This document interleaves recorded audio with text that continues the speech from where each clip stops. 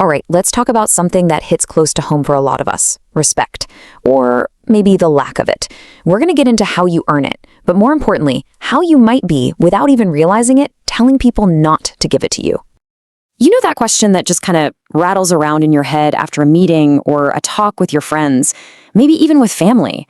That feeling of being overlooked, undervalued, or like your voice just isn't getting through. And honestly, it's a really painful place to be. I mean, have you ever been there? You toss out an idea and crickets. Then, 5 minutes later, someone else says the exact same thing and suddenly it's the best idea ever. Or you just feel like you're constantly being talked over. It is so frustrating, and it really starts to make you wonder, is it me? Okay, so here's where we get to the heart of it. And it's a little uncomfortable. It's so easy to point the finger and blame everyone else, right? But the idea we're digging into today is kind of provocative. What if we're the ones sending out signals that are accidentally teaching people how to disrespect us? So what are these signals? That's what we're here to unpack. We're going to break down 3 really specific, often totally hidden behaviors that can just completely torpedo the respect you deserve. And the craziest part? A lot of us think these things are just us being nice. So here they are, the big 3. Saying yes to everything, avoiding conflict at all costs, and letting all those little things slide. Let's dig into each one. Okay, first one up. You say yes to everything. Oh man, this is the classic people pleaser trap, right? You become the go-to person because everyone knows you won't say no. You're the one taking on extra work, agreeing to plans you secretly dread. You're basically bending over backwards for everyone else. And you think, hey, I'm being helpful, I'm being nice. Even when you really, really don't want to. And that's the key right there. On the outside, it's, sure, no problem, but inside, you're just feeling drained, maybe even a little resentful. And that disconnect, it sends a loud and clear message. My time, my energy, my wants, they don't matter as much. And think about it. If you don't make them a priority, why would anyone else? All right, cause number 2. You avoid conflict like the plague. You know what I mean. The second a conversation gets a tiny bit tense or someone questions what you're saying, you just fold. Instantly. You tell yourself you're just trying to keep the peace. You're being the bigger person, keeping things from getting awkward. But what you're really telling people is, my opinion, it's not really worth defending.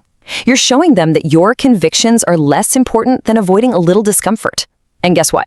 People pick up on that. They learn pretty quickly that they can just steamroll your ideas, no problem. And now for number 3. This one is sneaky. It's probably the most subtle and maybe the most dangerous of them all, because it's not about one big, dramatic event. It's about a death by 1,000 cuts, 1,000 tiny little moments where you let things slide.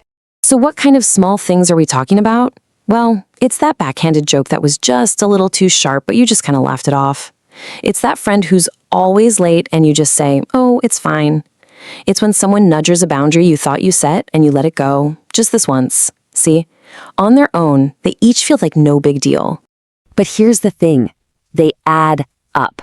And people, we are hardwired to spot patterns. They start to notice. They see that your boundaries are kinda squishy. They see that a little jab here, a little disrespect there, it just goes unanswered. And little by little, you are literally training them on how it's okay to treat you. Okay, so all of this points to this huge fundamental misunderstanding at the core of everything. We're all taught, just be kind, be nice, be agreeable. But what if? What if that's not actually how you earn respect? So if being nice isn't the answer, then what is? I mean, if all those things, saying yes, dodging conflict, letting stuff slide, are actually working against us, what are we supposed to do instead? This is it. This is the big takeaway. People don't respect kindness. They respect boundaries. Let that sink in for a second. Respect isn't something you get by just being accommodating. Nope. It's what you get when you show you respect yourself. And the number one way to do that? Setting and holding your boundaries. And you can see the difference so clearly here. Look, kindness without boundaries, it just becomes about seeking approval. It's passive. It's all about making sure everyone else is happy. But boundaries? That's totally different. That's assertive. It's not about pleasing other people. It's about respecting yourself. And this isn't about being mean or unkind. It's just about being clear. So here's the unspoken rule in all of this, the thing that's running in the background of every single interaction you have. Your actions, they're screaming way louder than your words ever could. They're like a radio signal, constantly broadcasting a message to everyone around you. Because when you have no boundaries, when you're always saying yes, dodging every disagreement, and letting everything slide, they know it. People can feel it. They can sense when there's no line in the sand. And honestly, it's not always malicious. It's just human nature to see how far you can go until you hit a wall. When you don't have boundaries, it's not some big secret. It's basically a green light. And that leaves us with one final, really important question for you. Because look, this isn't just some interesting theory to think about. It's about what you're going to do. So think about it.